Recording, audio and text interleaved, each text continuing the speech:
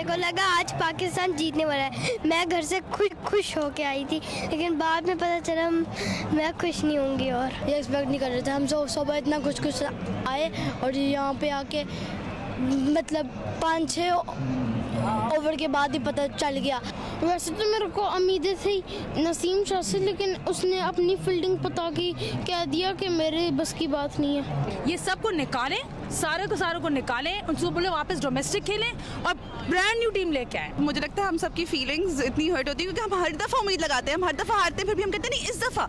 मैंने इसको बोला, मैंने कहा नहीं शायद इस दफ़ा हम शायद आज जीत जाएंगे। नहीं लग नहीं रहा था, मगर बहुत दिल टूटा है। Babar and Rizwan, how long they can carry a full batting lineup? What they're doing from last and our selectors, right? Yeah. Selected people like Tayyip Tayyip. Come on, man. He's not even a first class player. How did he get in the team? Don't know. मेरा एक सवाल है आकिब जावेद से, ये ज़रूर उनके पास पहुंचाएगा कि आप ऐसे कैसे बोल सकते हैं कि हमारे 4 बॉलर जो पेस बॉलर जो है वो हमारी स्ट्रेंथ है, ठीक है, और बाकी जितनी भी टीम है उनके पास 4-4 स्पिनर पड़े। मैं स्कैम हुआ, मैंने दोबारा परचेज की इधर आके टिकट। चलो एटलीस्ट मुझे इस बात की खुशी हुई है कि एक सवाल जो हमने उठाया यहाँ वो सारे शायकीन जो हैं क्रिकेट के वही कर रहे हैं। मतलब बच्चे को पता था कि 4-5 ओवर्स के बाद के ये गेम गया। मतलब बच्चों को पता है कि हमारी क्या टीम सिलेक्शन है। बच्चे कह रहे हैं कि भाई हर टीम कितने स्पिनर्स के साथ खेल रही है। आई एम जस्ट थिंकिंग कि हमारे जो प्लेयर्स प्ले कर रहे थे और जो उनका मैनरिज्म और टेम्परामेंट था, जीरो एनर्जी, उनको भी 4-5 ओवर्स के बाद पता चल गया होगा कि हमारी गेम नहीं है, तो 50 किस तरह पहुंचे होंगे वो? कि अब 10-20 ओवर के बाद पता लग जाता है कि मैच हार रहे हैं। सबसे पहले तो बहुत शुक्रिया अब्दुल्ला रुमा, और आपके जो जज्बात आज सुबह हमने देखे तो यकीन करें रात से अब तक कई बार अचानक आंख खुल गई कि यार ये क्या हुआ कि 5 दिन में हमारी चैंपियंस ट्रॉफी खत्म हो गई। आप जिस तरह जज्बाती हुई ना हुमा, उसी जज्बात में आपने कह दिया कि न्यूजीलैंड आज हार जाए बांग्लादेश से बड़े मार्जिन से। एक और हर्डल है कि न्यूजीलैंड इंडिया से भी हार जाए। अच्छा। तो न्यूजीलैंड 2 मैच हारे, पाकिस्तान बांग्लादेश को बड़े मार्जिन से हारा। जी बिल्कुल, इसी पे हम आ रहे थे, ये बड़ी इंपॉर्टेंट बात है। तो उसके भी वैसे चांसेस हमें कुछ खास नजर नहीं आ रहे। मतलब हम इतनी बैड सिचुएशन में हैं भट्टी साहब, हमें वैसे तो इंसान को होपलेस नहीं होना चाहिए, लेकिन हमें कोई उम्मीद नहीं नजर आ रही। And frankly it's alright because this team, ये कंपटीशन है ना, सबसे बेहतरीन टीम को आगे जाना चाहिए। वी आर नॉट द बेहतरीन टीम में, तो हम कहीं स्टैंड नहीं, हम बिल्कुल उसमें स्टैंडिंग नहीं है हमारी। बिल्कुल, देखिए इसमें कोई शक नहीं है कि हमारा जो आईसीसी चैंपियंस ट्रॉफी थी, जिसकी हम 2-3 साल से तैयारियां कर रहे थे, हमने 14 अरब रुपए ग्राउंड्स की हालत बेहतर करने में लगा दिए, लेकिन 5 दिन के अंदर हमारी चैंपियंस ट्रॉफी टेक्निकली खत्म ही हुई, लेकिन मेरे ख्याल में तकरीबन बहुत मुश्किल है हमारे लिए। मतलब चैंपियंस ट्रॉफी तो हम ये यहाँ याद करा दें कि वैसे पाकिस्तान में हो रही है, और हमें एक दफा जरूर दोबारा से साबित करना है कि हम बेहतरीन होस्ट्स भी हैं। उसी पे हमें थोड़ा सा रूट कॉज पे जाना चाहिए कि हमारी खराबी हुई कहाँ।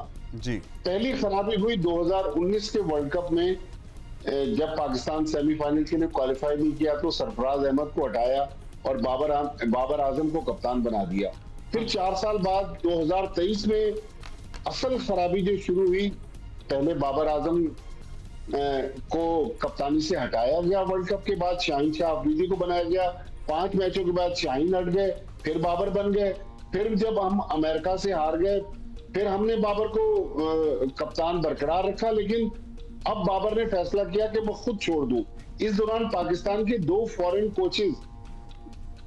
कोचेज भी पाकिस्तान क्रिकेट को अलविदा कहकर चले गए, लेकिन हमारी जो अना और जिद थी ना, हमारे सिलेक्टर्स की, हमारी कोचिंग स्टाफ की, हमारे पीसीबी हुकाम की, उसकी वजह से आज इस नहज पे हम पहुंच गए।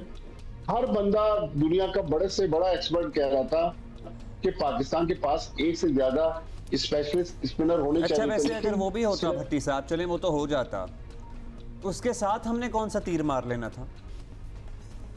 अब्दुल्ला, अब बाकी भी तो देखें ना, ओवरऑल परफॉर्मेंस देखें, हमारी फील्डिंग की हालत देखें, हमारे बैटर्स की सूरत हाल देखें, हमारी बॉलिंग तो नहीं चल रही ना, मुसलसल नहीं चल रही। हमारी फिटनेस को भी इस लिस्ट में डाल दें और हमारी एनर्जी को भी डाल दें। आप विराट कोहली को देखें ना, 36 साल की उम्र में कितना सुपर फिट है, और कल जब उसने सेंचुरी बनाई और क्या जबरदस्त वो गुफ्तगू कर रहा था, आपने फील्डिंग की बात की, बिल्कुल। अब आज तक हमारे बड़े बड़े एक्सपर्ट मुख्तलिफ टीवी चैनल, हमारे अपने चैनल पर भी बैठे हैं, लेकिन किसी ने फील्डिंग कोच के बारे में आज तक बात नहीं की कि पाकिस्तान का फील्डिंग कोच कौन है। मोहम्मद मसरूर हमारे कराची के एक फॉर्मर फर्स्ट क्लास क्रिकेटर, वो फील्डिंग कोच हैं।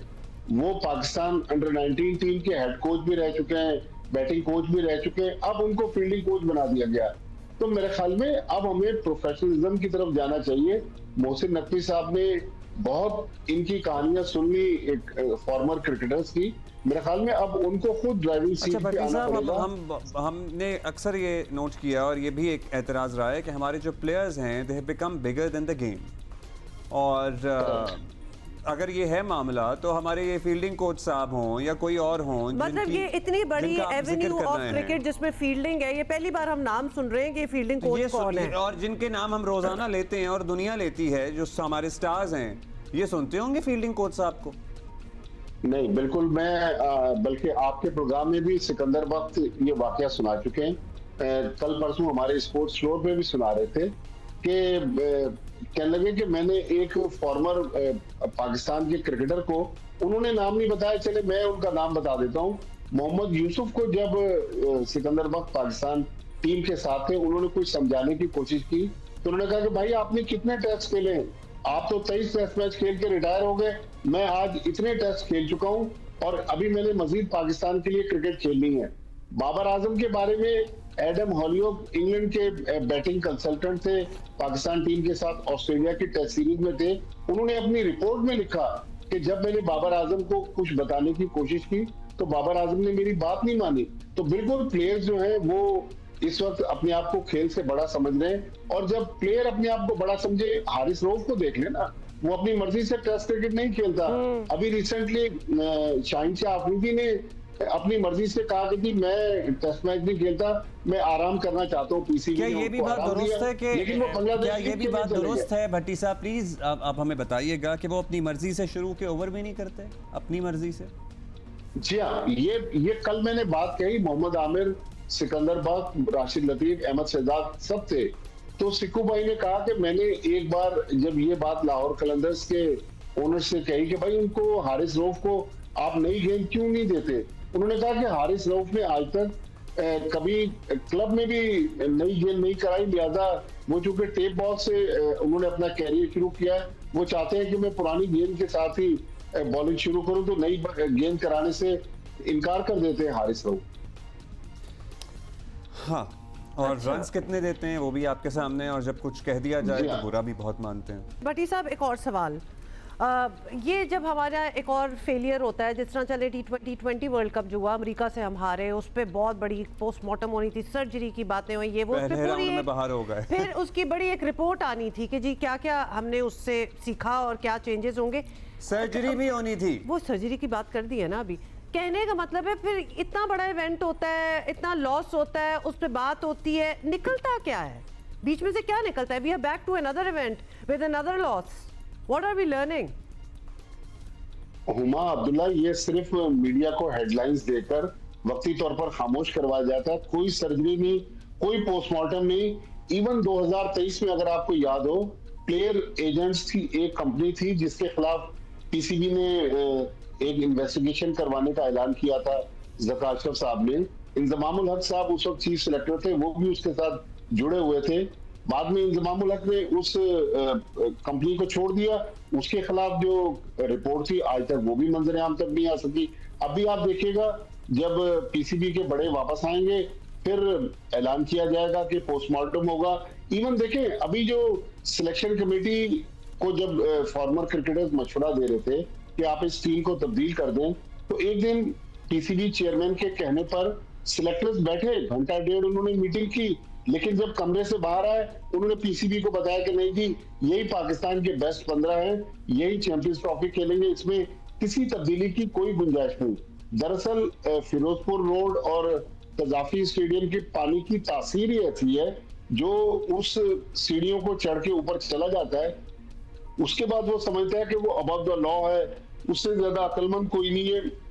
मेरे ख्याल में हमें अपने सिस्टम को जो कोलैप्स कर गया, क्रिकेटिंग सिस्टम की बात कर अच्छा, रहे हम हैं अब उसको भी तो कोई बेहतर उम्मीद करना। रखें कि कोई सिस्टम में तब्दीली होगी या बेहतरी आएगी या एटलीस्ट जवाबदही होगी जिन लोगों का ये था जिन लोग जो ये मुसिर थे कि नहीं जी यही बेहतरीन है, हमें एक और स्पिनर की भी जरूरत नहीं है, हम ये जो बट इस साहब सिर्फ उनसे तो 30 जवाबदेही seconds होगी। हैं to answer please, we have to take a break जी। देखिए मोहसिन नकवी साहब उनके हाथ में सब कुछ है। हम अक्सर सुनते हैं कि वजीर दाखिला की हैसियत से उन्होंने फला ऑपरेशन कर दिया, उन्होंने फला ऑपरेशन किया। क्या ही अच्छा हो कि क्रिकेट में भी वो कोई ऐसा ऑपरेशन कर दे जिससे पाकिस्तान क्रिकेट की सिमत जो है वो दुरुस्त हो जाए। चलिए बहुत शुक्रिया भट्टी साहब, thank you for being with us.